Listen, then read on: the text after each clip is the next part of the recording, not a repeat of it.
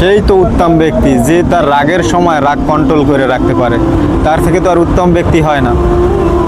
যার ধরেন একটা কারোর সাথে একটু ঝগড়া লাগছে, তখন যে তার রাগ কন্ট্রোল করে রাখতে পারবে বা ধরে রাখতে পারবে, মাথা গরম না করবে, তার থেকে তো আর উত্তম ব্যক্তি দুনিয়াতে হয় না।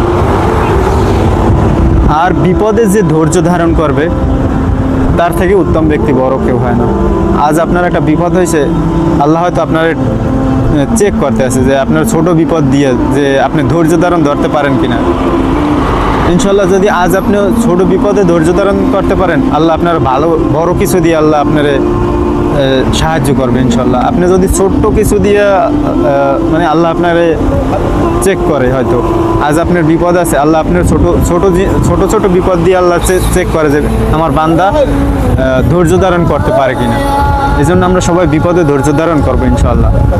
বিপদে ধৈর্য ধারণ করলে আল্লাহ ভালো ফল দেবে ইনশাল্লাহ। আসসালামু আলাইকুম।